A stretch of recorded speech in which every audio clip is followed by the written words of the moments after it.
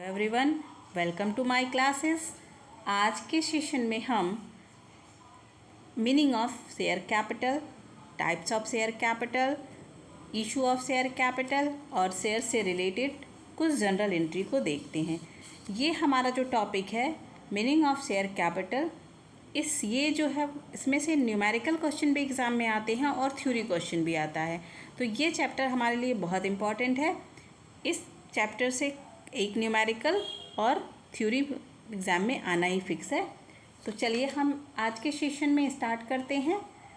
Share capital, meaning of share. सबसे पहले हम देखेंगे कि मीनिंग ऑफ शेयर क्या है। शेयर का मतलब क्या होता है, यहाँ पे हम सबसे पहले ये देखेंगे।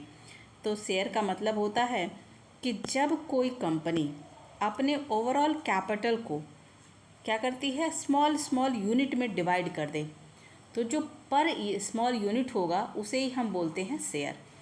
ध्यान से सुनिए, अगर कोई कंपनी है वो अपनी ओवरऑल शेयर कैपिटल को डिवाइड करती है छोटे छोटे यूनिट में, तो जो पर यूनिट होता है उसे ही हम क्या बोलते हैं, शेयर। चलिए यहाँ पे देखते हैं। A share is a small unit. क्या है? Small unit which the capital of a company is divided. एक स्मॉल यूनिट होता है जो कंपनी अपनी कैपिटल को डिवाइड करके एक स्मॉल स्मॉल यूनिट बनाती है। A share is a smallest unit. Share क्या है? एक स्मॉलेस्ट यूनिट है which the capital of a company is divided, जिसमें क्या है, कंपनी की कैपिटल डिवाइड की जाती है। When a person by a share they become a share holder. अगर किसी पर्सन ने कोई शेयर खरीदा है तो वो क्या हो गया, शेयर होल्डर हो गया ऑफ अ कंपनी। कंपनी का शेयर होल्डर कहा जाएगा। सपोज करिए अगर आपने किसी कंपनी का शेयर खरीदा है तो आप कंपनी के लिए क्या होंगे, शेयर होल्डर होंगे। एग्जाम्पल देखते हैं। If a company has a capital, अगर कोई कंपनी है वो कैपिटल लगती है 10 lakh divided into 1 lakh, share of 10 rupees each. जो कंपनी है वो 10 लाख रुपए जो है अपने पास रखती है और डिवाइड करती है वो 1 लाख में, और जो पर यूनिट होता है वो 10 रुपये में डिवाइड करती है, 10 रुपीज़ ईच।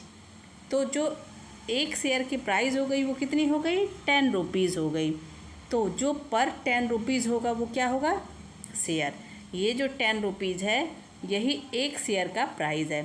तो यही हमारा क्या है, मीनिंग ऑफ शेयर का एग्जाम्पल है। अब हम देखते हैं मीनिंग ऑफ शेयर कैपिटल। यहाँ पे हमने देखा कि क्या शेयर होता है, यहाँ पे हम देखते हैं शेयर कैपिटल। जो शेयर जो छोटा पार्ट है वो कैपिटल, उसके बारे में हम यहाँ देखेंगे। Share capital is the amount of money raised by a company by issuing share to the public. अब शेयर कैपिटल जो होता है वो क्यों इशू किया जाता है, क्योंकि हमें पब्लिक से पैसा चाहिए। हम बिज़नेस स्टार्ट करना चाहते हैं और हमें पब्लिक से पैसा चाहिए। तो उस कंडीशन में जो कंपनी का मालिक होता है, ओनर होता है, वो क्या करता है, शेयर इशू करता है ताकि वो पैसा रेज कर सके। पब्लिक से पैसा रेज करने के लिए शेयर इशू करता है। It represents the owner's fund in A company. इसे हम क्या बोलते हैं, कंपनी का फंड बोलते हैं। ओनर्स फंड जो वो कलेक्ट करते हैं उसे हम बोलेंगे कंपनी का ओनर्स फंड। तो यहाँ हमने क्या देखा, meaning of share and meaning of share capital. जो शेयर कैपिटल और शेयर की हमने डेफिनेशन देखी है। अब हम आगे देखते हैं।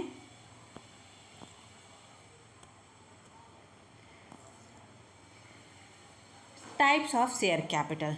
जो शेयर कैपिटल होता है वो कितने टाइप का होता है, इसमें भी कई वैरायटी दी हुई है।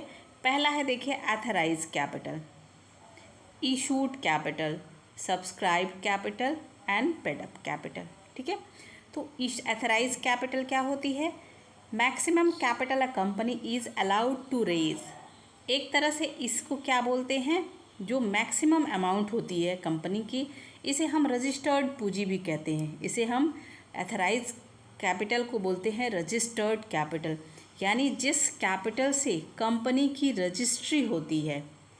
जब हम कंपनी देखिए ऐसी ऑर्गेनाइजेशन है जो बिना रजिस्ट्रेशन के नहीं चल सकता। ये कंपनी एक्ट के तहत हमें रजिस्टर्ड करानी होती है।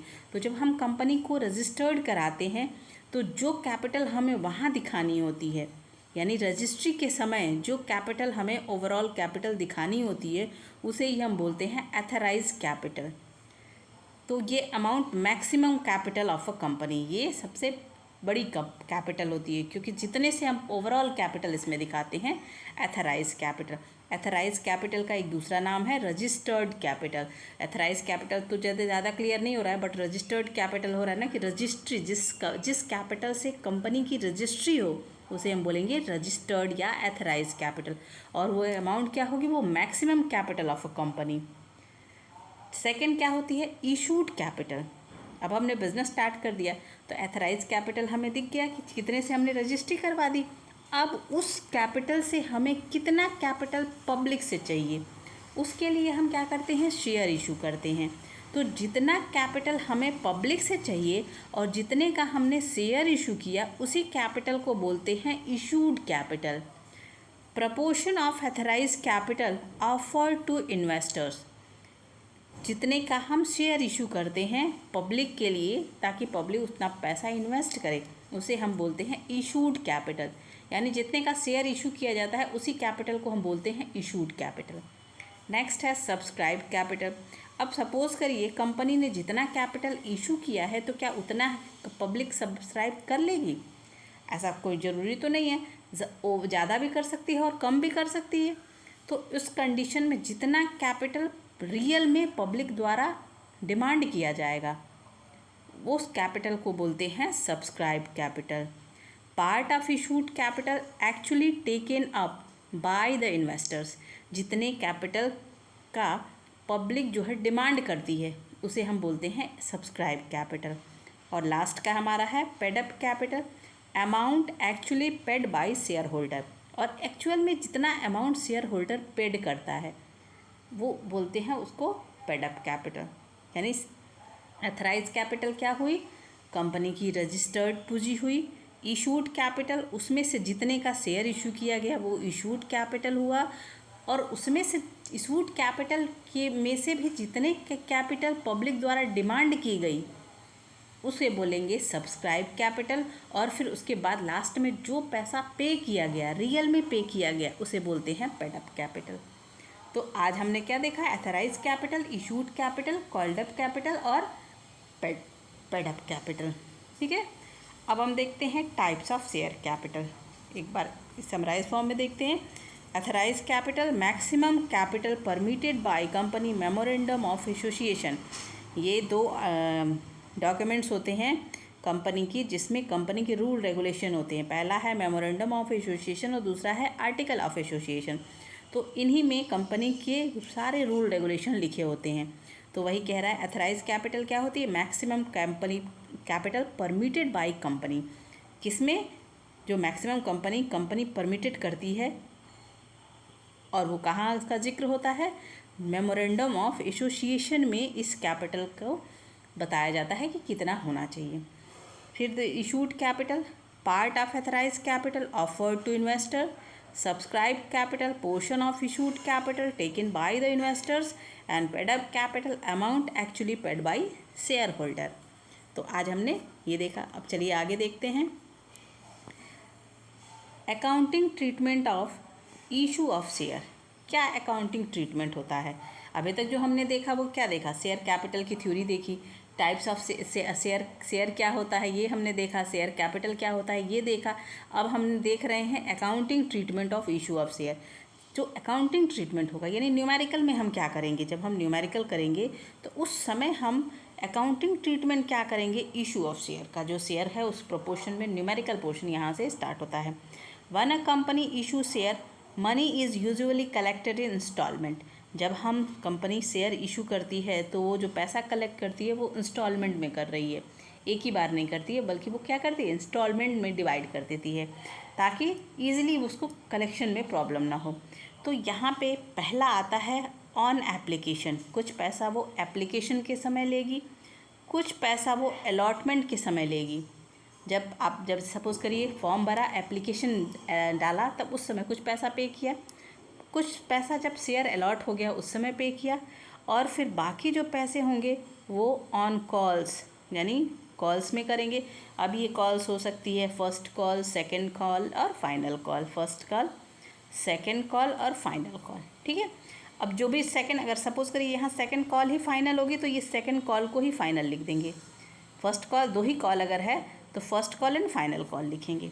ठीक है, अभी हम जनरल एंट्री देखेंगे तो ये चीज़ें आपकी क्लियर होंगी। बस इतना ध्यान रखना है कि जो अकाउंटिंग ट्रीटमेंट में यूजुअली जो पैसा कलेक्ट किया जाएगा वो इंस्टॉलमेंट बेसिस पे किया जाएगा। पहला होगा एप्लीकेशन, दूसरा होगा अलॉटमेंट, तीसरा होगा ऑन कॉल्स। ठीक है, अब आगे हम देखते हैं general entry on receipt of application. ये जनरल एंट्री आपको ध्यान में रखना होगा कि जनरल एंट्री हम कैसे करेंगे। जब हम एप्लीकेशन मनी रिसीव करेंगे, on application money application money receive करेंगे तो उस कंडीशन में हमारी एंट्री होगी। भाई हमने देखा था ना कि क्या है, एप्लीकेशन है, फिर अलॉटमेंट है, फिर फर्स्ट कॉल है और फिर यहाँ फाइनल कॉल हो सकता है। इतने कॉल्स तो हो सकते हैं ना। तो फिर यहाँ ऑन रिसीप्ट ऑफ एप्लीकेशन, तो एप्लीकेशन के समय एंट्री हमारी होगी bank account dear to share capital. उसी तरह से on transfer of application money to share holder, share application account dear to share capital.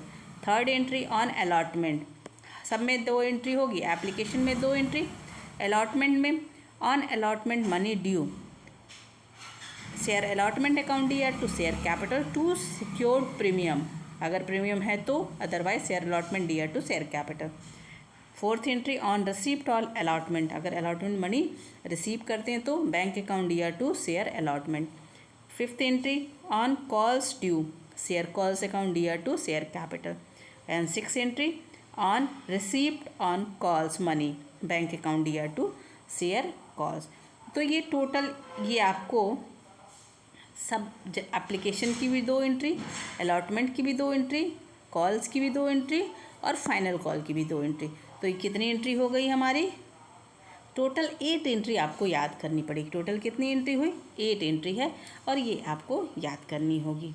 ठीक है, अब एक चीज़ यहाँ ध्यान रखिएगा कि शेयर एप्लीकेशन, फिर उसके बाद क्या है, अलॉटमेंट, फिर फर्स्ट कॉल और फिर लास्ट में है आपका फाइनल कॉल। तो आज के सेशन में हमने इतना देखा कि इस क्वेश्चन को हम कैसे सॉल्व करेंगे। आगे के सेक्शन में हम न्यूमेरिकल क्वेश्चन सॉल्व करेंगे। Thank you.